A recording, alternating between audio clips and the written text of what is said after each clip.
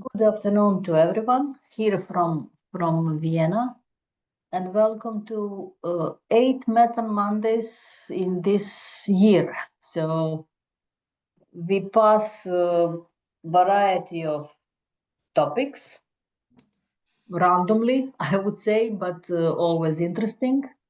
And we came today to hear more about certification and how certification influence global methane reductions. We heard already during our Methane Mondays in last 4 years about MIQ, but time is flying, and MIQ did it actually a lot of things in the meantime when we heard for the last time. So I'm really very happy to give the floor to Mr. Tibos, and he will be supported by Ivete Manolas. So, George, floor is yours. You can start. You can tell me if you would like to share, or shall I share your slides? Hi there, everybody. Yeah, maybe better if you could share the slides, that would be fantastic. Yeah, great to be here again. It was indeed, gosh, Carolina, I can't remember, was that 3 years ago, 4 years ago, that we did the first session with you guys, when I think methane wasn't as well known as it is now. And so I'm definitely sure that at the time we talked a lot around why to deal with methane, which wasn't necessarily happening. And what's interesting is that now methane, or at least methane leaks, methane leaks fugitive and venting and all that, sorry, is now a well understood subject. However, we still need to move to a world where we're going to do something about it. The methane, the total quantity of methane escaping from the industry hasn't really changed in the big order of magnitude. But what we've done in the meantime is started certification as a concept, as a mechanism, and that's now well proven operational. And we'll go a bit through that and what that could mean for the people here on this call. And also, and it's an often asked question, how it could potentially help facilitate the implementation of the EU methane regulations, which is obviously a big topic these days. But also, just to be clear, not only for the EU methane regulations, that's only one element. There are clearly other regions, and various initiatives are taking place. Next slide, please.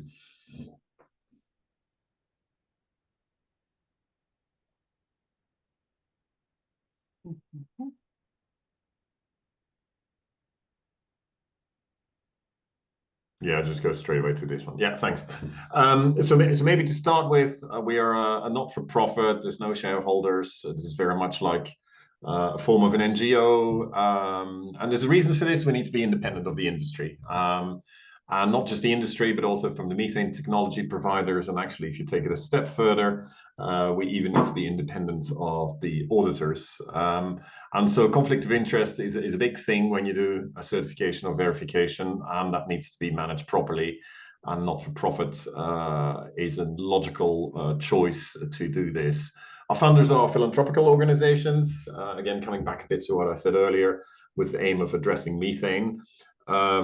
Various theories about how we should address this, and a lot of them I know people in the industry are doing already, but one of the ones that we think can contribute is basically creating a market mechanism for methane emissions, like it's been done in other markets, for example biogas, or even the EU ETS scheme is a classic system where market mechanisms can drive the change. In the couple of years, we've done a lot of certifications, but we'll go into that. So next slide, please. Yvette, you're there as well. So this is the MIQ governance structure. Again, coming back to what I said earlier, it's key to have segregation of duties. And I won't bore you going through this, but what you see, there's different roles for various people so that the conflict can't arise. There have been initiatives where, for example, methane technology vendors also create certification schemes, and obviously that creates a conflict. And we've even come across cases, and some of them are still currently around, where, for example, there's corporate sponsorship behind certain initiatives, and we also see conflicts coming in there. So I think it's really key that this is done properly. Obviously, if it is either driven by the UN or by a regulator, then everything is also, as far as we all understand, good from a non-conflict perspective. But it's key to see through that sometimes. Next slide.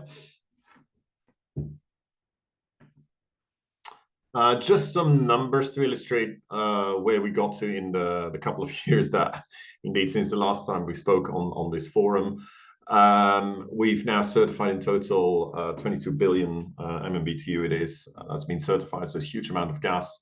And the daily equivalent is 24 BCF.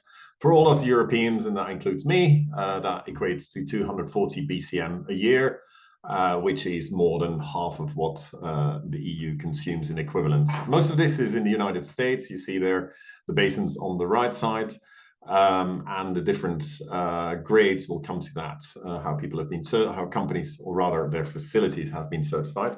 And then I think it's interesting to know that so far, MIQ and Equitable Origins EO, an organization we work with, since inception, we've now conducted, together with the auditor, more than 100 audits.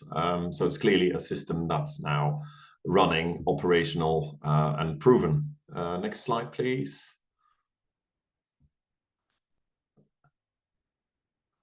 To talk about some of the auditors we work with, so we have a system by which we accredit or recognize the auditors. There's several companies there on the right. So again, coming back to the earlier part on the need for segregation of duties, MIQ does not do the audit. It is those companies that do the audits. We simply accredit them, but they have to use the MIQ standards to do the work.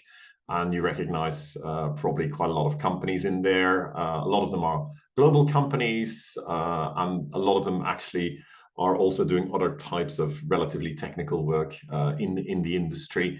Methane is a complex subject. It remains a complex subject, so it requires what we call hard hat engineering companies. Audits must be repeated on a yearly basis, and also there are monthly and quarterly checks taking place to see whether the companies are still on track.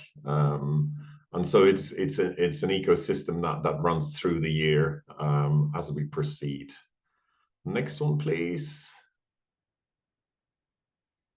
The other thing that we've created is MIQ. So like I said earlier, we are technology. Basically, the technology providers is another party that participates here. And MIQ does not necessarily prefer one or the other technology provider. We need to be independent of them. They can sell their technology to the operators. However, what we have created is what we call compatibility assessments of operators, where we know, and that's been tested, whether their technologies comply, or rather help complying with certain parts of the MIQ standards. What this does, it accelerates basically how people can conduct their audits. It gives them a good overview of the technologies that are out there. We've got several other companies, larger companies as well, that are in the pipeline for being approved, or rather pre-vetted, as we call it. And yeah, the whole purpose of it is to create a relatively efficient process for the companies. And as per earlier, we've now done almost 100 audits, so that system is now running. But again, I can't stress it enough. MIQ does not necessarily prescribe one or the other companies of this here. Next. Yvette, can I leave you a bit for a couple of the next slides? So I think otherwise people get bored of my voice. So over to you, Yvette. Thanks, George. So we thought it would be worth capitalising, just sharing some recent updates and new initiatives since the last presentation of MIQ. So if we go to the next slide. So there have been a few key updates. So one is there's been a number of case studies now, including regasification terminals, which is obviously really important for members of the energy community. So you can see here, a range of those press releases, and we'll share this presentation afterwards and you can go through and actually read these. But there have been a number of real implementations of MIQ, including for regasification terminals. And I think that's really important because MIQ, in terms of the EU methane regulations and other regulations, is a practical, simple, proven approach, which George mentioned is now being increased in use because of that practical application and recognition. It is very simple to implement in your existing business. So if we go to the next slide. Okay, so there's a few updates that I think are really important, particularly in light of the upcoming EU methane regulations. So one is CIRUS, and CIRUS is an EU MR compliant solution. So it basically takes MIQ's existing framework, and what it does is it creates a way that you can actually track methane emissions and then use that to report in the future to the EU MR or to other regulations and methods. So this is quite a new system for MIQ, but it has been used extensively, reviewed by industry, and it's been used during the first quarter of this year and is ready to be operational today. And so what we wanted to show again is that really practical approach of having solutions that can meet EU MR.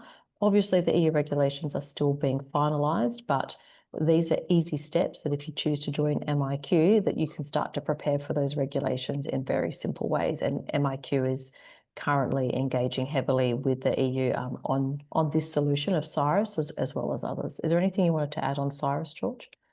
Yeah, maybe indeed, just to be specific as well, it is indeed a EUMR compliance solution for what's called the tracking or the tracing part of it. Now, obviously, like you also said, the EU is still finalizing many parts of it. So ultimately, this still will have to be in some form or shape recognized by the EU and or the competent authorities. But like you say, there's a lot of discussions going on with the industry and the various stakeholders. Yeah, we invite anybody who's interested in understanding more about this to give us a call. But yes, George said it actually maps the end-to-end emissions profile across the supply chain. So it makes that process very simple for the importers. We go to the next slide.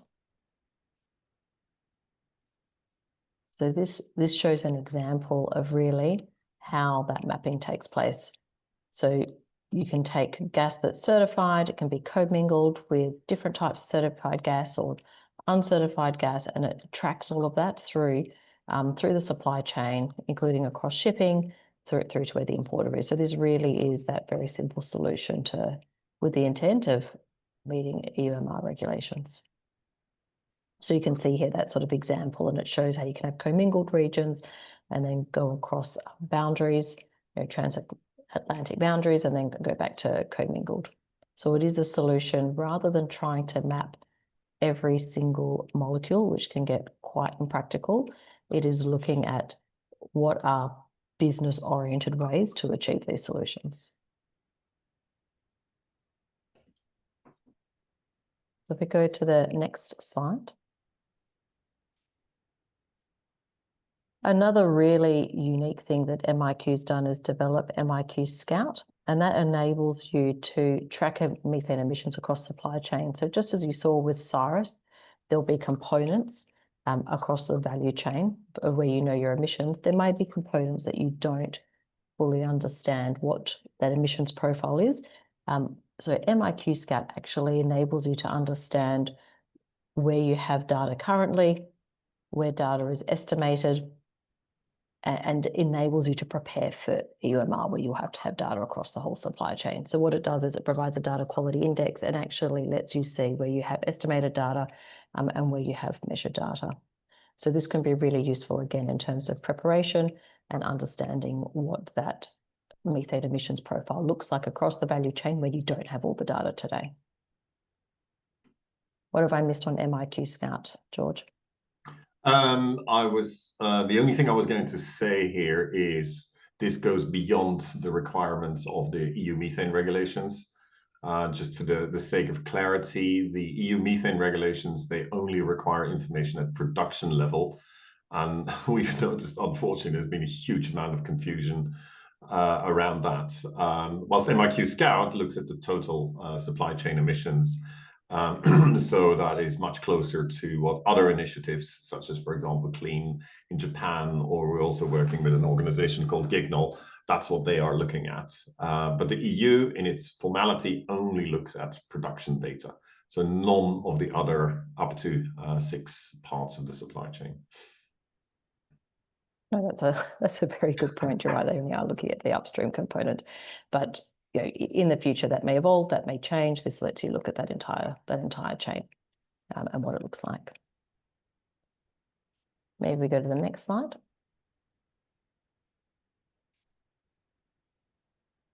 So this actually shows you then how you can start to analyze using MIQ Scout and compare those different LNG supply chains, if that's of interest to you today.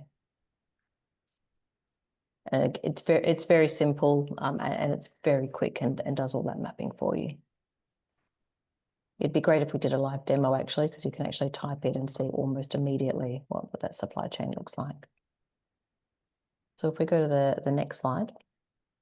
And I think the key message here is MIQ is really working on those very practical approaches. Something else MIQ is doing is, so a number of organisations have joined OGMP 2.0. OGMP obviously is mentioned in the EU methane regulations. It is the premier global protocol, and MIQ is partnering with OGMP, and they are collectively coming up with a joint protocol. Now, again, I think the members of this call, you're not necessarily going to be members of OGMP. However, I think in the context of the EU methane regulations, the importance of OGMP within those regulations, and again, the importance of OGMP globally represents, almost 90% of global LNG flows. The fact that MIQ is partnering with it really shows the credibility of MIQ and the ability to work with other partners in the industry.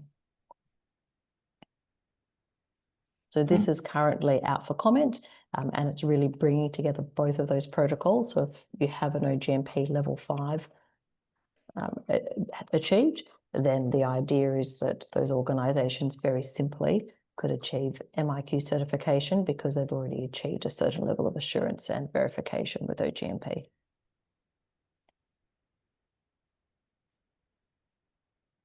Okay, we can go on to the next slide. I'll hand back to you, George, if you like. You can do regulatory status. Okay, thank you very much. I love the EU methane regs. Next slide, please. So the EU methane regs, as we said earlier, it's still ongoing, and especially on the part of the gas tracing or the gas tracking compliance solutions.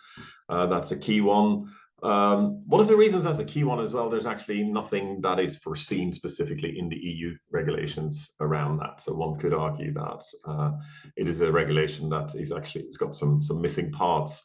And I think the view there is that it is up to the industry, in a very broad sense industry now, to come up with solutions and proposals to make this work. But we've just listed here a couple of the, and that's making a significant progress as far as we can see. But what we think is key is to list a couple of criteria for that. Because it doesn't exist in legislation, one also needs to go back to what is the spirit of the intent of the methane regulation, especially that is what is to achieve the methane emissions reduction goal of the EUMR, to map it with existing language and requirements.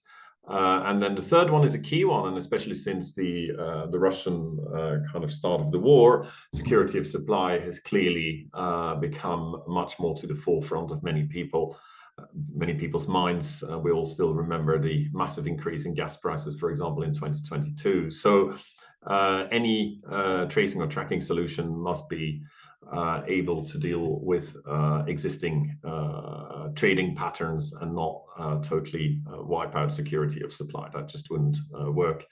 And of course, it has to be transparent, open source, or regulated. And again, like we said on MIQ earlier, it needs to be independent of control by operators or technology companies. Next slide, please.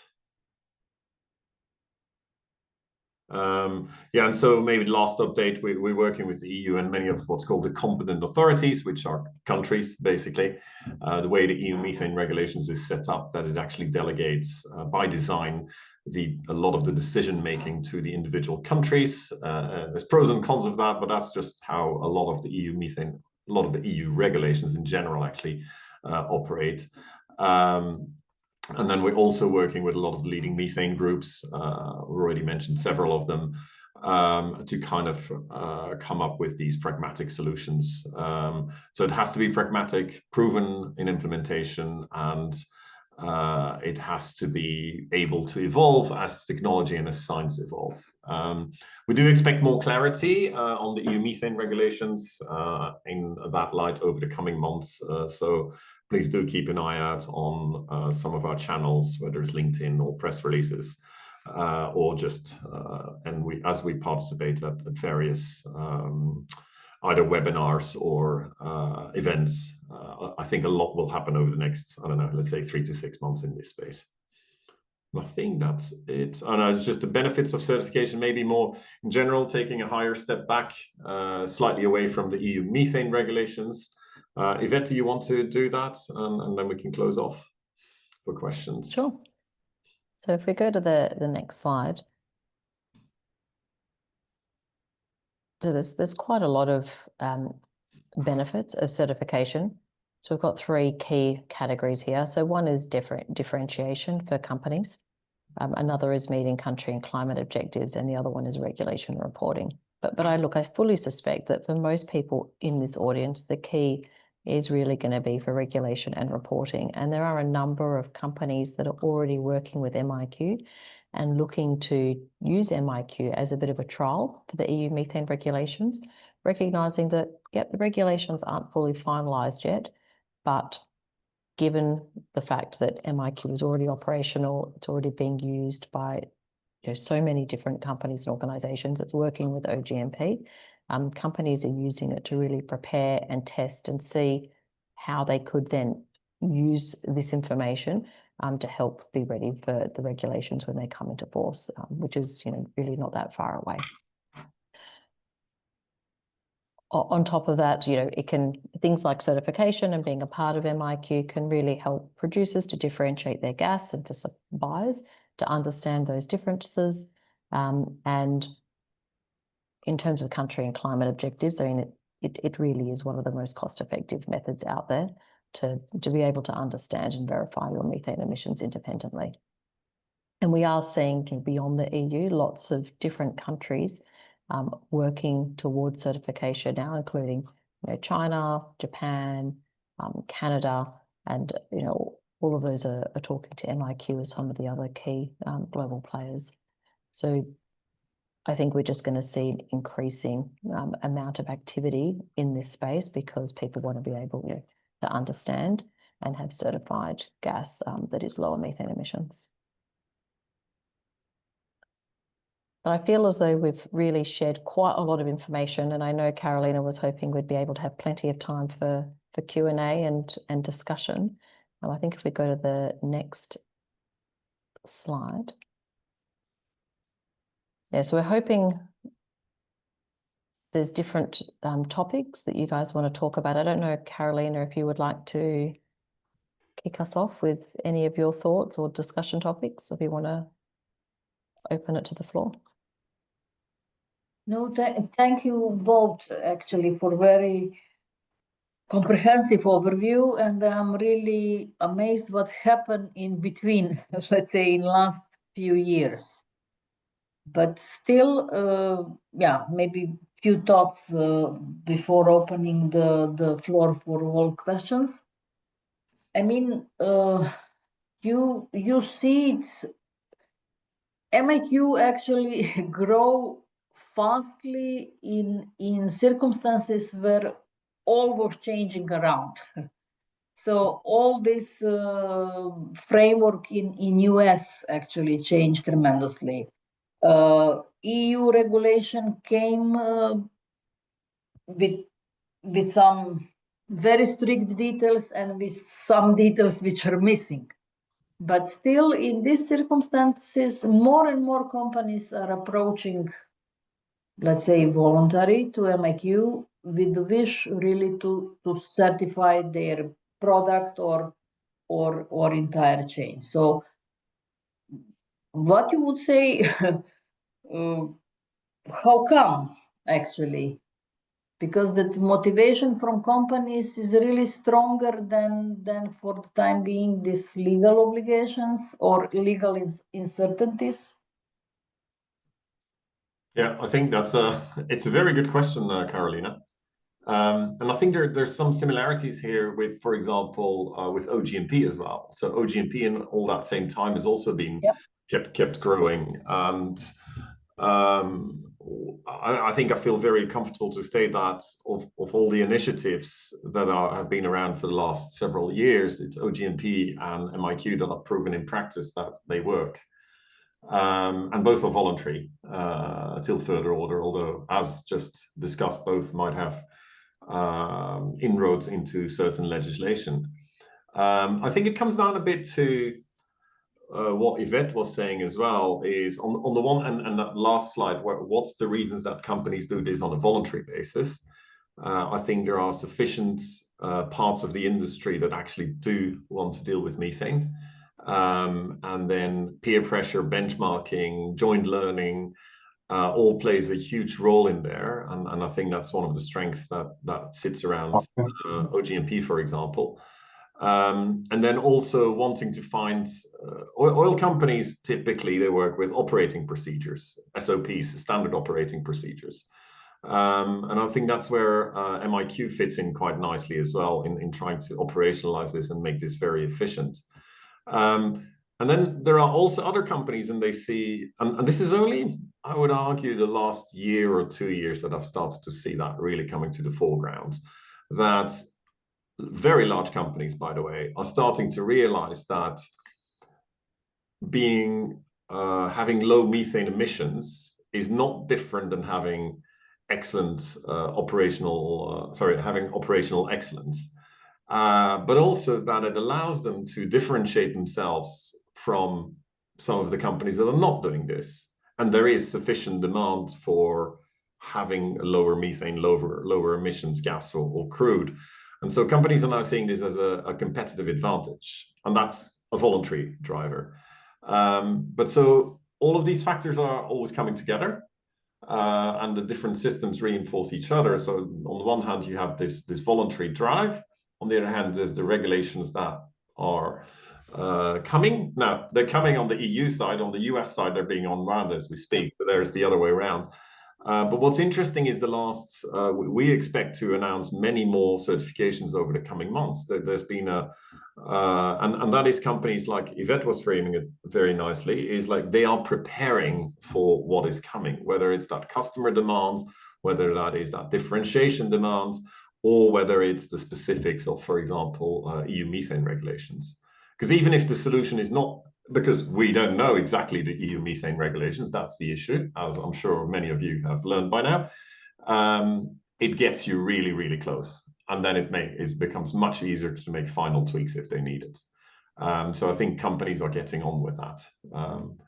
So it's kind of like we're now in the phase, I would say, of a virtuous circle, whereby when we started 5 years ago, the first one is always very difficult. Let's put it like that. Maybe just to add to that as well, so George spoke about regulations are important, and a lot of companies in the US are exporting to the EU, so they're going to continue with low methane emissions because it makes sense for regulatory purposes. But the customer one's really interesting. So there are a number of countries that are focusing on low methane emissions gas because they know that energy security equals economic security. And the way that they're going to safeguard their future energy security is by being able to show that they are doing the right thing and they're going to continue to use gas into the future, almost indefinitely. And the way they're preparing for that is by having low methane emissions gas. And they want to be a front runner and to have their pick of suppliers and be able to set what that stage looks like and how those negotiations and discussions proceed. So there are a number of countries who are doing this very strategically as well. And they're creating that customer demand for suppliers to react. So it becomes a, and then of course you've got investors as well, and NGOs and satellites and public pressure. But I would say that customer demand and countries preparing for economic security is a very key driver. Yeah, thank you. Thank you. You really elaborated this nicely, and it's really great to see this approach from companies and from other stakeholders' side. In the meantime, we have the question from Federico Norris from the Sniffers. So I don't know, Federico, would you like to unmute yourself and put the question? Yeah, no, it's very simple. Thank you again for the presentation. No, the question is regarding the role of the verifier in the EU methane regulation. There's been a lot of debate, as you know, and the role is unclear. And I was wondering how MIQ is planning to position with respect to the role of verifier. Yeah, right now there's no clear definition of who the verifiers are. There are a lot of discussions whether there will be an extension of scope compared to the ETS scheme or not. What is your position and what is the MIQ position? Thanks. Yeah, I think you start with the right thing. There's still a lot of unclear elements on that side. So the MIQ system currently is that we accredit or recognize the auditors that can't be MIQ. We've created the standards, so that would be a total conflict. And secondly, I don't want to create an organization that would have to do this. And thirdly, there are many very good auditors out there anyway, and we want this to scale super fast. But we need to set the norms, and that's kind of what we are doing as MIQ. And the same happens in other certification schemes around the globe. Now, how that's going to fit in to the EU regulations, there are still questions around that. We don't necessarily have a fixed position on this. I think there's various potential solutions to make this work. Whether the EU in the end wants to have it very formally along the lines of what you say, the EU ETS, or is going to realize that that the world might be a different place if you try to do this on a global scale, including in very complicated countries. So those questions are still out. And so, but I think that's more now, we're now much more in the formalities, I would argue, how the verifiers or auditors get approved. We are very confident that the level of the auditors and the work they are doing already for MIQ, and last week I had to kind of check 2 of the audit reports, is of the level that we're looking for under the EU methane regulations. So I think it is more a question of figuring it out in the formalities rather than a question of does that require a fundamental change in approach. Thanks. I think that this answers the Federico's question.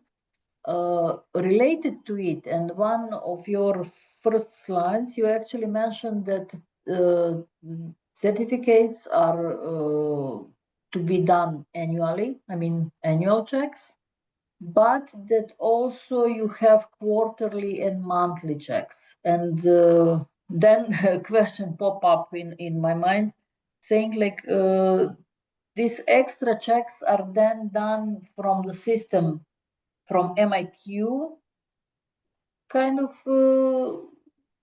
trigger, or then this is really from the customer extra request because of certain event or because of something change or what? That's a very good question. It's a bit of both actually.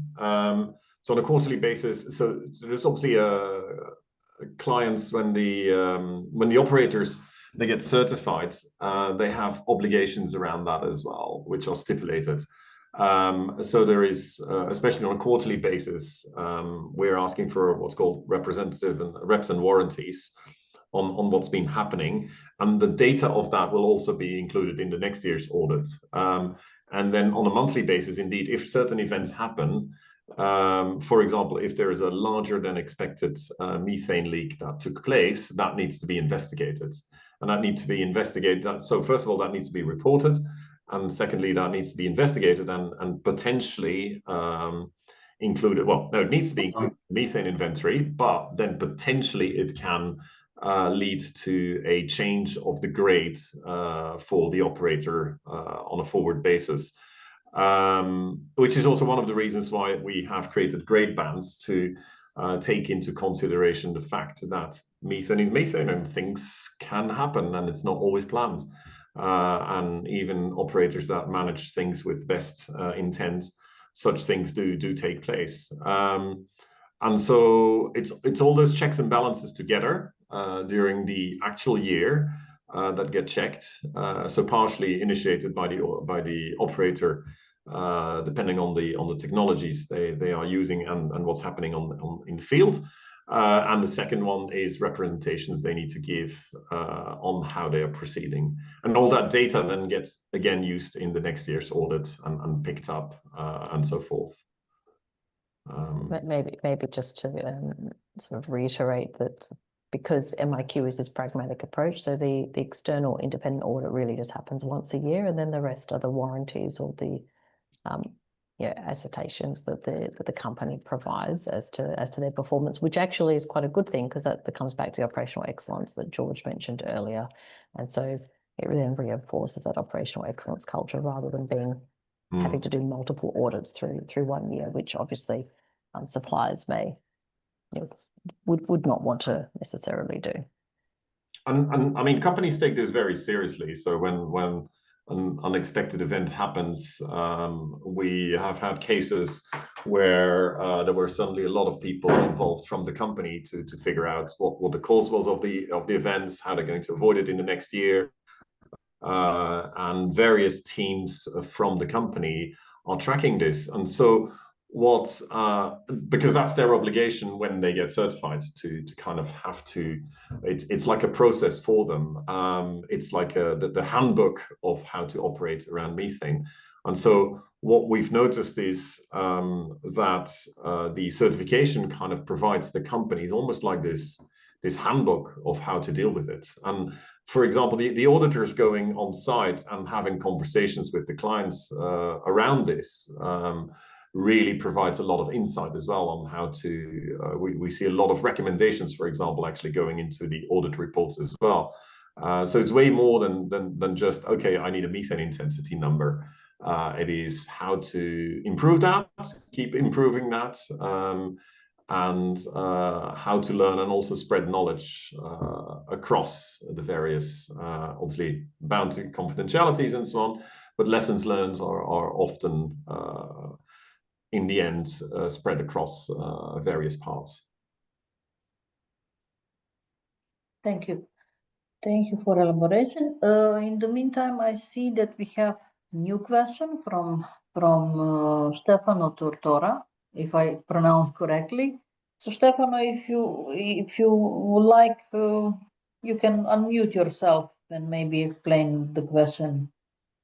Yeah. Okay. Thanks. Yeah. And thanks for the presentation again. Just wanted is more a kind of confirmation I was asking because I understand that the kind of certification scheme you are suggesting is similar to the constrained or like the constrained book and claim one, so where certificates are generated when the low emission gas is produced, essentially, and then the certificates and the molecules are going separate on the market, essentially, but constrained on I guess on a country wise system.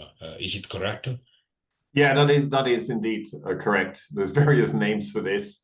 And actually, for people who are into policy land, I've noticed they want to put things in a box. But what we had to do I think for the gas world and the crude world is actually to use various concepts from various existing schemes and also unprogram certain aspects of existing other schemes.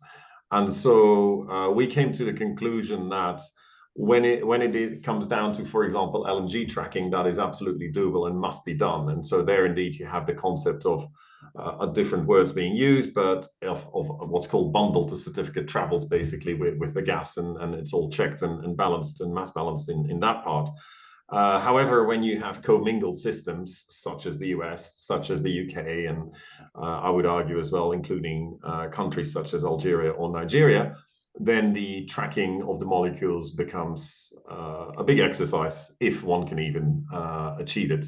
And so there we defined what we call regions, which typically ends up being countries, but not necessarily.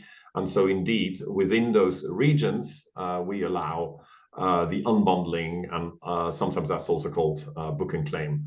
And so another way of describing it is on a global basis, you could call it a restricted book and claim in the regions, but not outside of the regions, or to move from one part to the other one. Okay, thanks for the clarification. So more questions from the audience. I don't see anything in the chat, but maybe some raised hand around. No, seems not the case at the moment. Another question actually crossed my mind since beginning of presentation, because I see MIQ is preparing actually variety of products. Yeah, maybe. Yes, variety of products. And then you are developing this Cyrus system and Scout as well. So for Scout, I can see this is this is clear that actually covering the entire chain and all emissions.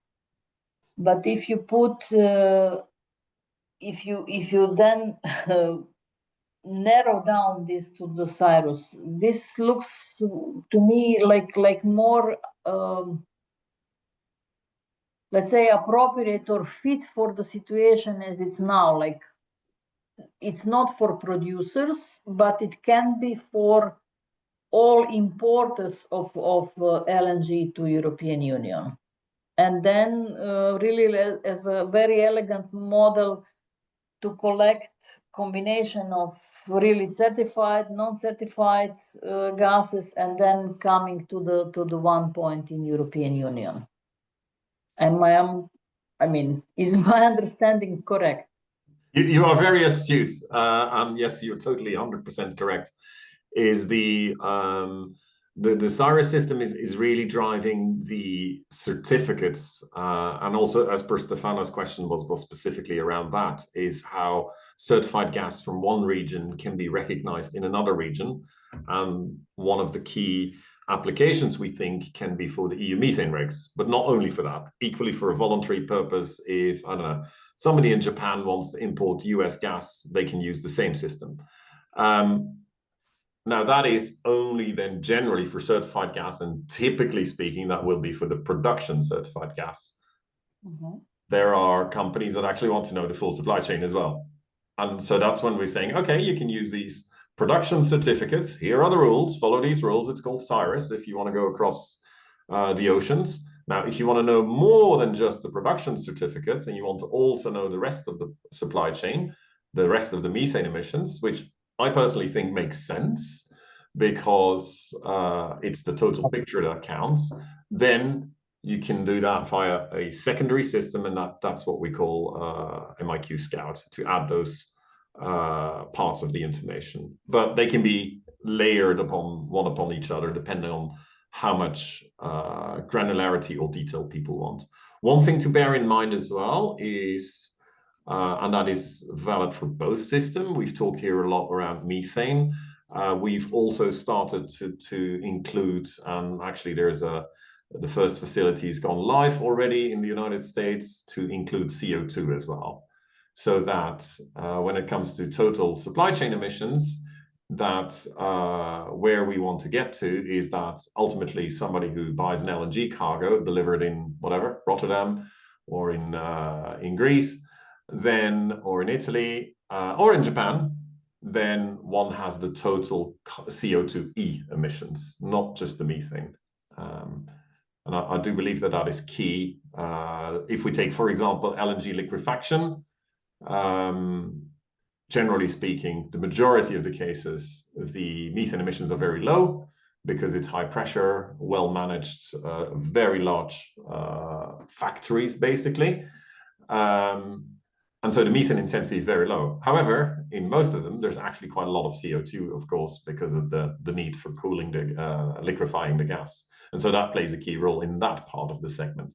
And so if you would only map methane, then potentially we are making the wrong decisions on where to buy gas or crude. Actually, more gas in that case. Great. I'm just It's wondering. Really wide approach. Yeah, please, Yvette. I'm just wondering, Carolina, is it worth quickly talking about what the cost potentially, in terms of you're a gas importer, what the cost of MIQ would be for a gas producer, just to understand how low it is, and it shouldn't impact the cost or the price for gas imports? Is that worth just quickly outlining? Yes, please go ahead. George, do you want to run through that, or? Yeah, happy to do that. So indeed, the whole system is, including deliberately, again, we're a not-for-profit, set up such that it can create a market, an ecosystem that can operate and grow really fast. We have to address methane emissions ASAP. So typically the costs at the production level, at the certification level, are consisting of basically the auditor fees, the MIQ fees for the system and the registry. And then thirdly, this depends on the case, is the methane technology that is required to do the certification. The technology that's required is very similar in broad terms now to what would be required under OGMP level 5. So in many cases, companies will already be using the specific flyover drone, handheld technology, and so on. So the delta might be actually quite small. And then to give an idea on the fees, both operator and the MIQ fees, that is typically for smaller facilities around 30,000, 40,000 each per year, dollars. And for the much larger facilities or more complex facilities, it can be, I don't know, 50, 60, 70 $1,000 per year. Now, this is on facilities. Facilities to be defined as, that's key, is what an operator operates in a specific basin. So that tends to be multiple BCMs of production, typically. So compared to the overall scale, it's, I would argue, minute. Now, for the buyers, so that's on the production side of things, that's their cost. And then obviously for the buyers, then it is a question of where does the market trade this? Where is the operator willing to sell that certified gas, low methane certified gas, to the buyer? And that's a market. A market determines its own pricing, so it's not necessarily based on cost like most markets. Currently, we are hearing, MIQ doesn't see, we don't participate in the trades, we stay outside of that. We're hearing 1 cent, 2 cents, 3 cents, 4 cents per MMBTU. Those are the kind of numbers that we are hearing for this. So relatively low price still at this stage. And that's why we also think it's key that the EU kind of pushes for more demand for high quality, low methane gas and crude across the globe.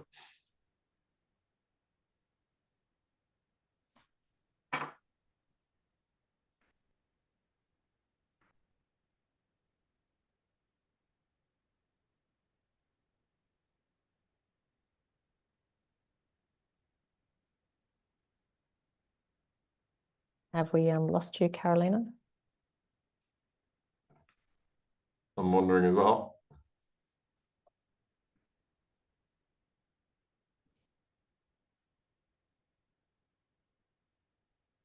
Oh, you're on mute, Carolina.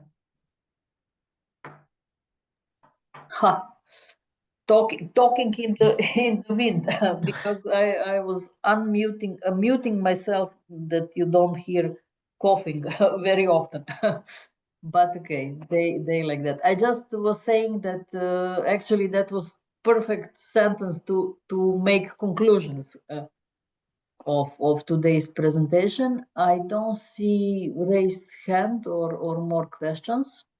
So last invitation to do this if you are willing for a moment.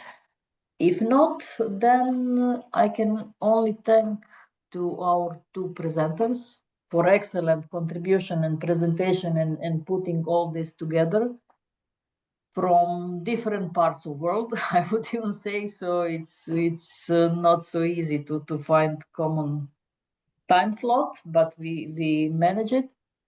We are going to upload slides, we are going to publish recording, and we hope to still have one session in December, most probably 15th of December, I would say, the last chance before Christmas break.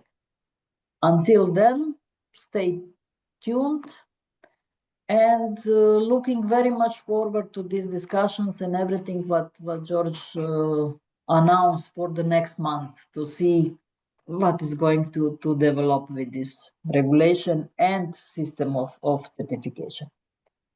Thank you. It's been a pleasure to be here. And indeed, keep tracking what we're all up to. It's an exciting space. The EU methane regulations are complex, but I know there are solutions, and it's going to work. So yeah, keep an eye on this and help us make it a reality. And actually, in particular, maybe also because I know there's a lot of people from the eastern side of Europe on this here. There is a lot of obviously also US gas going that way. I was actually last week at a conference in Athens that was organized there, and it was all around security of supply as well, for example. So the system and the parts of the systems that we shown you here are totally applicable for that. That if you import LNG into some of the, including new terminals, then this is all possible on your side of the Mediterranean as well. So yeah, keep an eye on it, and any questions, give us or Carolina a call. Yes, this is clear. We will have contacts and everything on uploaded slides. So we are continuing with this with this story. And so lastly, I wanted to thank you, Carolina, as well, for keep on pushing this as a theme. You were also one of the early ones to do this 4 or 5 years ago when nobody knew what methane was. So yeah, I want to thank you for helping to make that and push that forward. We need that, and basically we want to make methane total mainstream. It's just being done on a daily basis.